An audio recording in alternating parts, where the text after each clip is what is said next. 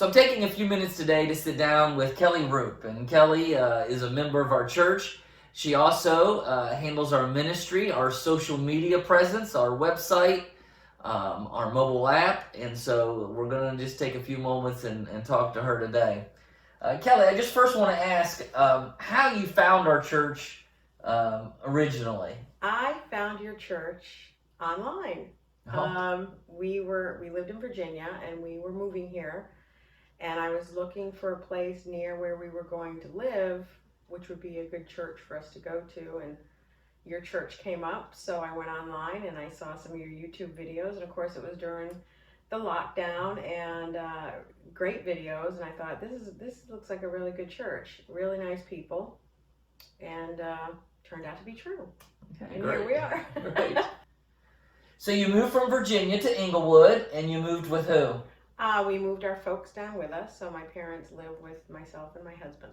Okay, great. And so you came and visited with our church and then began to attend? Yes, the first day that we came, actually, we were greeted by both Judy and Jane, who are members, and such a warm, welcoming feeling. I mean, we felt like we had been here a long time. Yeah. And we're very much enjoying it. Oh, great. Now, God has worked in your life even before you came here, maybe in some ways to prepare you for the ministry that you do for us now? God has worked miracles in my life, nothing short of miracles, and not in the way that you would expect, where a miracle where you're, oh, I got everything I wanted. More like, here's some trials, and through those trials, you're going to find me. Yeah. And I did. Yeah. Okay. And it's been a real blessing, a real blessing in my life. Yeah. So I know from our times in Bible study that you just enjoy studying the Bible and enjoy God's Word, and share a little bit about your passion for that. My passion with the analytics of the Bible is to analyze the text. For example, we did a Revelation study last Wednesday, and in it John says, I am the Alpha and the Omega, which is Greek, because John's writing in Greek. But if you take that back to Genesis 1:1, and you translate the English in Genesis 1:1, in the beginning God created the heaven and the universe, and you translate it to Hebrew, it comes out to not only 7 words, the heptadic structure, but also there's a word in there that is not translated, and it's called the et, which the Hebrews will say is just a grammatical part of Hebrew language.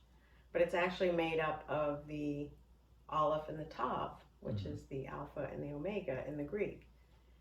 And in ancient Hebrew, the Aleph is the sign for sacrifice, sacrificial bowl, and the Tav is a cross.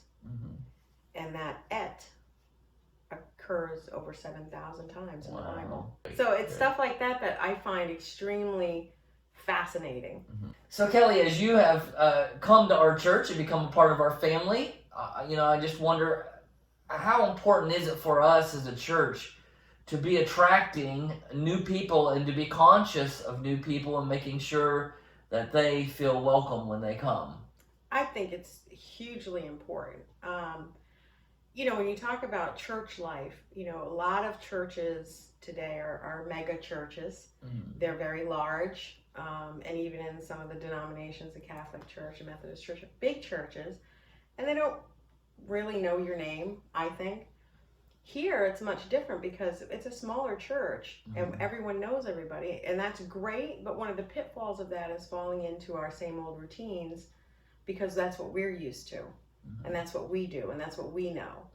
And if we want to have a broader reach, I think we need to really be considerate of that outreach and be conscious of that outreach to make sure that people feel welcome and that they feel a valued part of the church. Yeah, okay, great. Well, we're so glad to have you as part of our church, and thank you for the ministry that you're doing with our website and our mobile app and our online presence, and just great to have you. Yeah, it's been great. I love it, and I love all of you. Okay, I do.